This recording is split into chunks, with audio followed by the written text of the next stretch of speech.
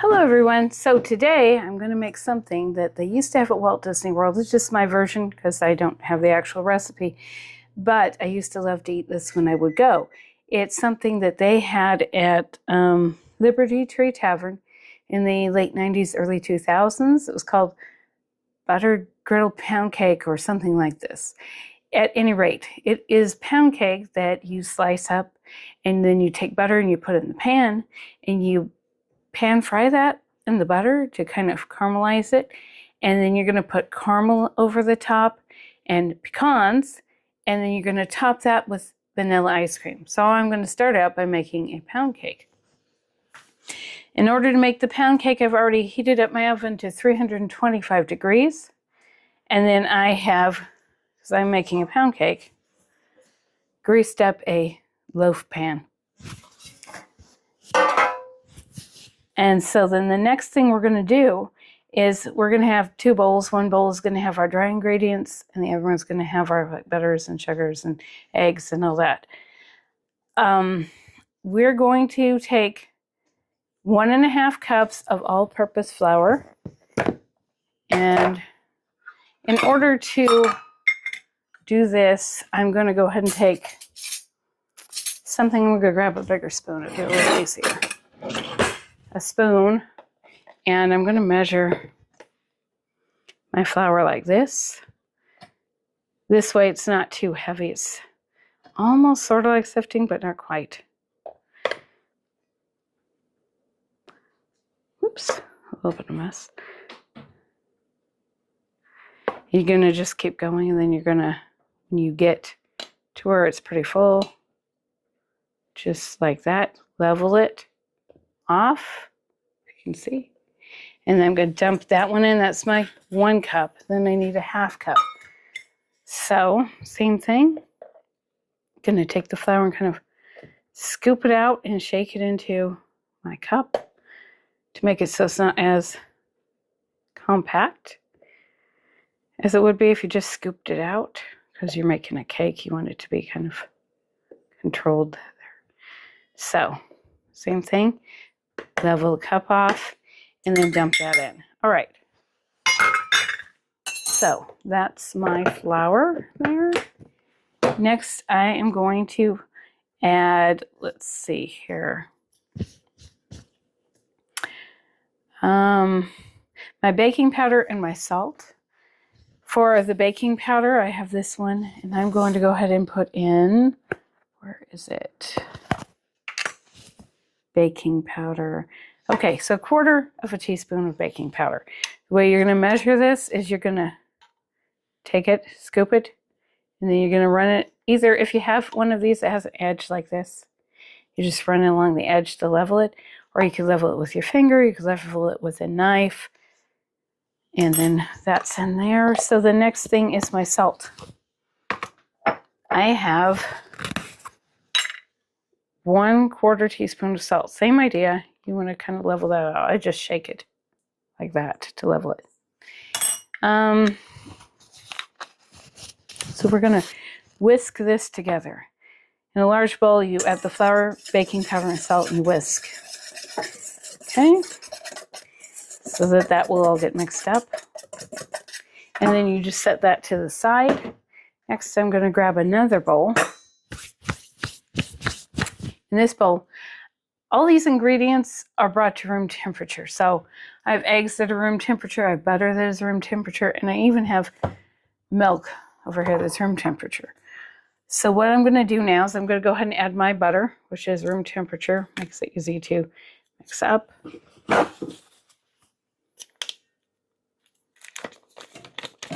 Here is 1/2 cube and a full cube in this recipe. So you've got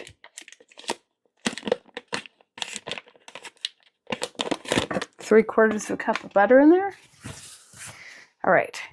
Now that I've added that, I'm going to add my sugar. Let's see here.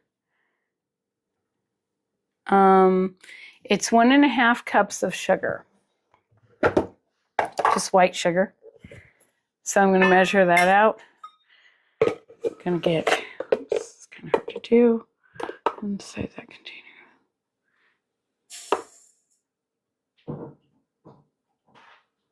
1. There we go. And 1/2 cups of sugar, like that. And then what I'm going to do is I'm going to mix this up. So I have my electric beaters here. I'm going to go ahead and put this in here and start that up.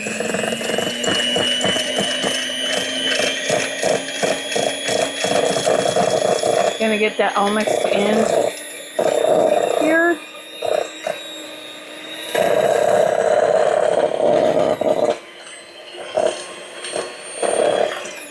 After I get it mixed up, I'm going to keep beating it for 3 minutes or so it can cream together really well.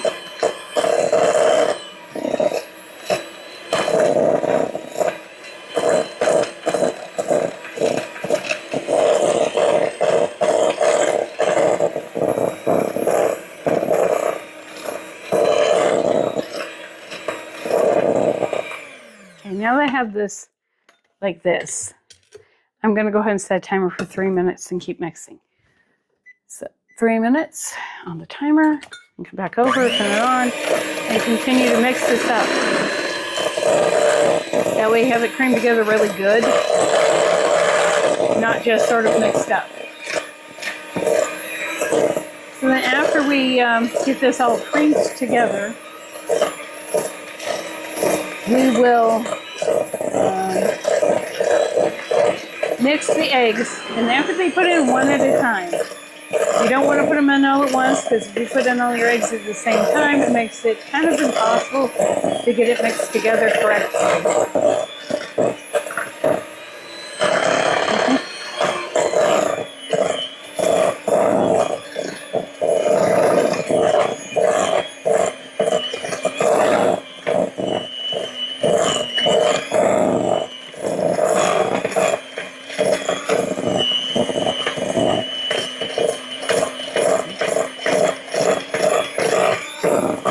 I'm going to go ahead and pause this and come back so that you don't have to wait the whole 3. Okay, so now it's been 3 minutes. I'm going to go ahead and turn this off. Set it to the side. And we're going to start adding eggs. Like I said, one at a time, not all at once. It's going to take a total of 3 eggs. So I'm going to put in my first egg. And then, let me just wipe my hands real quick. I'm going to blend this in so that it will mix together correctly, like this.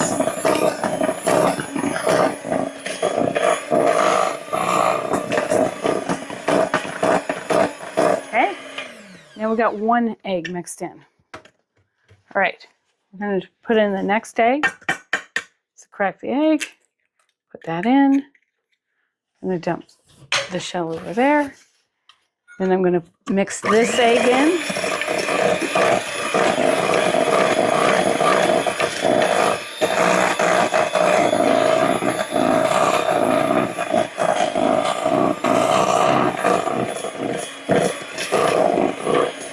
Okay. And you do this on like a lower speed. Last egg, so this is the third one. Crack the egg. And then we'll go ahead and add that to the mixture. Oops, I dropped in a shell. All right. So, last one, you just want to mix it until it's mixed in. You don't want to mix it more than you need at this point.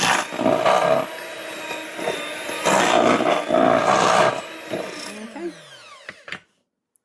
So, when you're done, it's going to look like that. And I'm going to get myself one of the rubber scrapers, and I'm going to, or spatulas, some people call it that. And I'm going to go ahead and scrape the sides of my bowl down and just do a quick mix in to get that last little bit from the sides of the bowl mixed into the rest of it. All right. Okay, so I've done that. Next thing I'm going to do is I'm going to mix the dry ingredients and the wet ingredients together. But I'm going to alternate that with milk. So you start and you end with dry ingredients. So you're going to take... Okay, so you're going to mix these together. So I put a little bit of the flour into my wet ingredients. Flour mixture. I'm going to add a little bit of the milk. And you're just going to mix this stuff up in here on a low speed. You want to work it in a little at a time, but you don't really want to overwork it too much. So, okay, I've mixed some in. Now I'm going to add a little bit more. Oops, started to fall. Okay. So I'm going to mix in a little bit more flour mixture, the dry mixture, with that. Okay, right there. And I add a little bit more milk to that.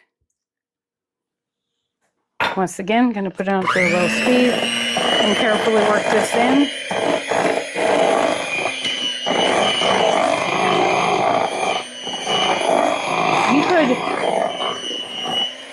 You could also just buy a pound cake if you wanted to, instead of doing the work here. If you don't have time, but you'd like to make the recipe, same thing with the caramel. You could just buy some caramel and put them together. And you don't have to do as much work. Depends upon how industrious you feel and how much time you got. Okay, so I'm going to add the rest of my milk into here, because I've added all my flour, rest of my remaining flour mixture. I'm going to sit here and mix this in.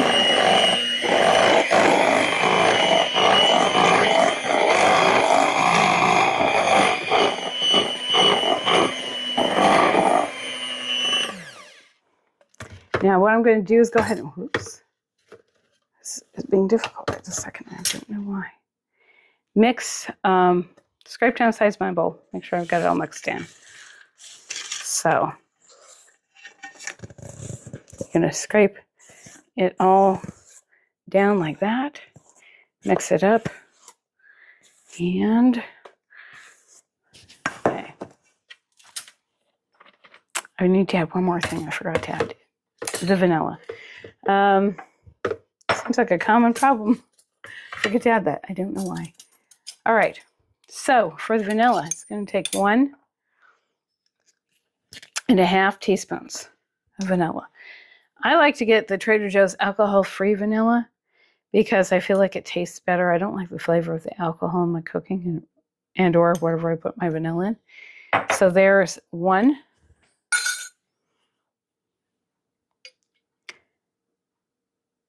And 1/2 teaspoons. All right, I'm going to go ahead and mix that in real quick. Great.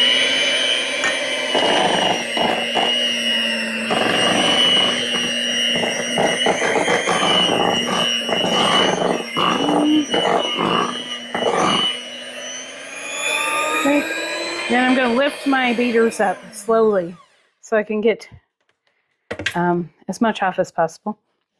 I'm going to once again go ahead and take it, scrape down the sides, and do one kind of final mix here. And then this is what your final batter is going to look like. So the next thing I'm going to do is I'm going to spoon this in or scrape it into my pan here, my loaf pan. So I set that down and I'm going to just go ahead and put this in. You want to get it in there evenly. It's kind of a thicker batter, so you may have to work on it, redistribute it with your spoon or your scraper when you're done. So it'll be same thickness all the way through. Okay, I'm going to set that in the sink. And then right here, you're just going to do like this. You're going to spread it out see if I can kind of show you what I'm talking about. You're going to take it and you're going to spread it out so you can try to get it as even across as possible in thickness. I'm going to keep working on this and I'll show you when I'm done, I guess, so you have a better idea.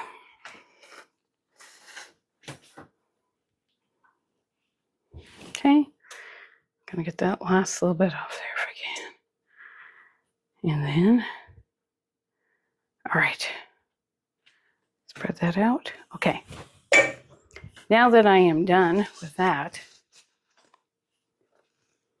there you go, like this. And then I'm going to put this into the oven over here, and I'm going to let that bake. You can like shake it around too if you need to get it down better. And sometimes you might want to kind of tap it to get any air bubbles out. Put it in the middle of middle rack of the oven for 1 hour and maybe 10 or 20 minutes more. So an hour and 20 minutes, an hour 10 minutes. Check it around the 70 minutes, hour and 10 minute mark. And then what you're going to do is you're going to use a toothpick. You're going to put the toothpick into the center, pull it out. If it's sticky or covered in batter, it's not done. You want it to come out clean, completely clean. So if it's not done, leave it in there, put it back in. Give it another 5 minutes, check it again. Give it another 5, check it again, until it comes out clean. All right, so then after you're done with that, you're going to, I'll come back to that after we get it in the oven. Welcome back. All right, so now that the pancake is cooled, when it was still warm, I went ahead and took the metal wire thing it was cooling on, and I just put it underneath the top side of the pan, flipped it over and let it set for a little bit, and I took it after it was cooled more, and I put a knife around the edge, and then I just tapped it, and it came out. So next thing I'm going to do is I'm going to go ahead and make some caramel sauce for this. So this one is going to have honey. It's going to be honey caramel. It takes 1/4 cup of honey and 1/4 cup of butter and 1/2 teaspoon of molasses. So there's the honey. I'm going to go ahead and add this butter here. So 1/2 cube of butter, which is the 1/4 cup.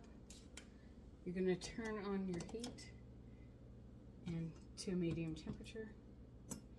Then we're going to heat this up. We're going to melt it all together, and you're going to bring that up to a boil. You can actually, it's easier if you put the butter in first, just because the butter will melt a little quicker that way. You can bring that up to a boil. Once it's reached the boil, you're going to add your molasses. And then you're just going to keep warming it up until it thickens up the way you want your caramel to be. And then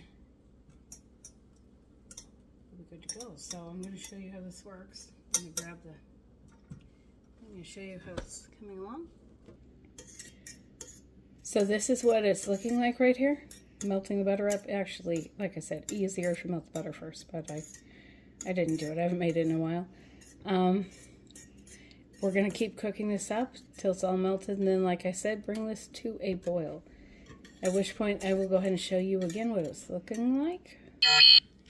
So here we go. This is what it looks like as it's boiling up. So next thing we're going to do is add the 1/2 teaspoon of molasses. Okay, here we go. This is with the molasses added. It helps color it, and it also gives it flavor. So you're just going to kind of keep cooking for a little bit. You can check the temperature of this if you want to, and figure out, what stage you want this at. Or you can also drop a drip of it in water. It's up to you, or if you know what you're doing already because you've made it enough times, Just kind of cook it till it looks right.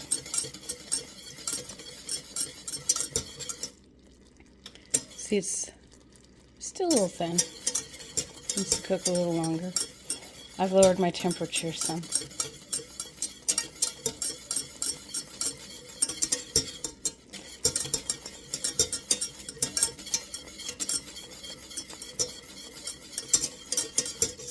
I just keep whisking this, checking it.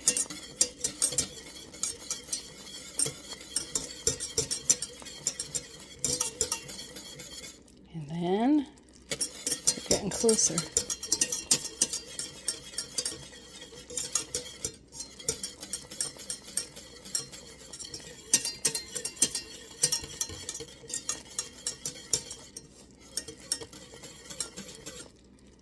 I think we're good right now. See how when I take this out, the drips, I should show you higher. See how the drips are kind of thickening up? So that lets you know you're starting to get a thicker caramel. So we're good. All right. So now that we finished the caramel up here, I'm just going to move this to the back burner where it's not hot. I've put some butter into my pan, like this, just a pat of butter into a frying pan. I'm going to heat this up at medium heat. And while I'm doing that, I'm going to go ahead and start cutting up my pound cake. Okay, so I'm just going to cut this pound cake up here. You want it to be probably about an inch thick slice. And you're going to do all of them about an inch thick. Just used, this is a good knife for that. It's a ceramic knife. It cuts them really easily comparatively to some other things. And you can keep going. I'll probably just cut the 4 for now. All right.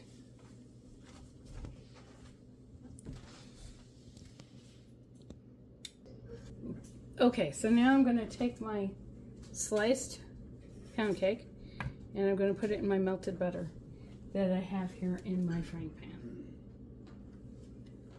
One slice after the other. I'm going to kind of make sure the butter gets underneath. I might put a little more in there. I don't think there's quite enough. The pan looks a little dry in the middle. So I'm going to add a little bit more butter to that center spot there.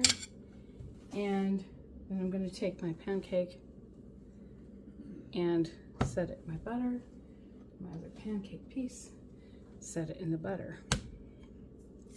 So this is what it's going to look like.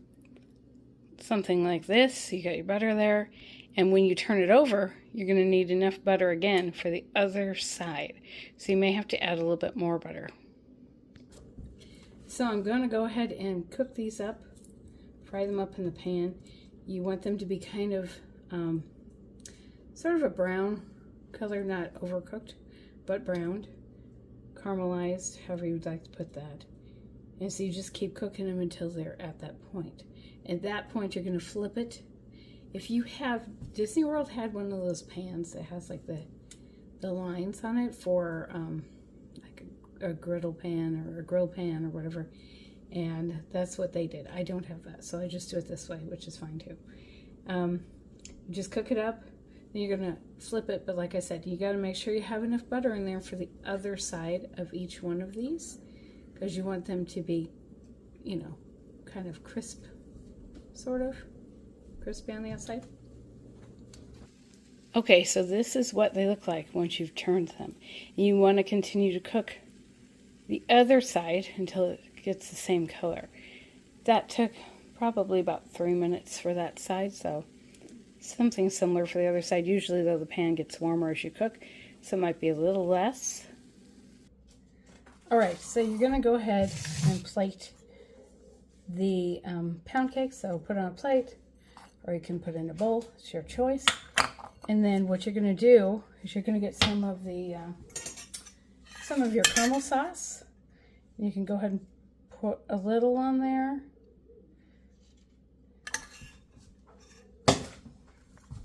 Like that.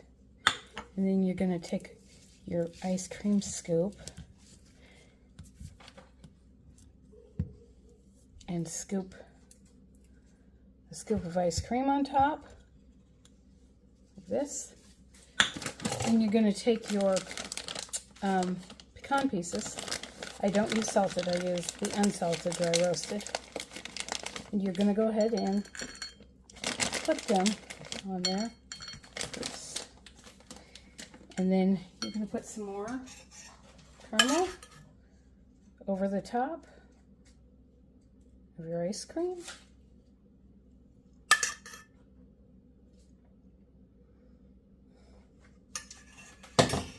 And then when you're done, whoops, sorry. When you're done, it will look like this. All right, so that was pretty easy to do. And like I said, if you don't want to make the pound cake, you don't have to. You can just buy a pound cake and then do the same thing with your pound cake. And you can also just get, caramel sauce and put it on top. So, you can make it quick and easy, or you can make it, more homemade. You choose. All right, I hope you enjoyed this recipe. You have a good day. I'll see you later. See you real soon. Bye.